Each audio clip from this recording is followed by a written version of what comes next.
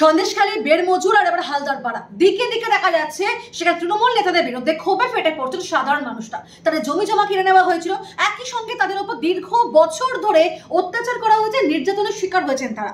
আর এই সমস্ত কিছু যখন অভিযোগ সামনে আসছে, সেখানে আজব সাফাই দিলেন তৃণমূল বিধায়ক সুকুমার মাহাতো। তিনি বলছেন শাহজাহানের বিরুদ্ধে নাকি নির্দিষ্ট কোনো অভিযোগ নেই, তার পাশে দাঁড়িয়ে রীতিমতো অদ্ভুত সাফাই দিলেন তৃণমূল বিধায়ক। বলছেন যে মানুষের নাকি ক্ষোভ নেই শাহজাহানের বিরুদ্ধে।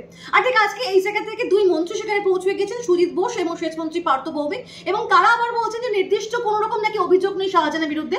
দলীয় স্তরে অবশ্যই সেই ব্যাপারটা দেখা হচ্ছে, তারা এই কথাগুলো বলছেন। তবে এর মাঝখানে আমার শাহজাহানের ভাই সিরাজউদ্দিন, তার নামও একাধিক অভিযোগ সেখানকার মানুষের মনের মধ্যে। তারা বারবার বলছেন যে সালিশি সভা ডাকা হতো, পুলিশ কোন রকম সমাধান করতো না, সমাধান করতো কে? শেখ শাহজাহানের ভাই। এরকম একটা পরিস্থিতিতে বছরের পর বছর সেখানকার মানুষ বাস করছেন, ভাবতে অবাক লাগছে। আরো ইনফরমেশন দেবো আপনাদেরকে, নজর থাকুক রিপাবলিক বাংলায়।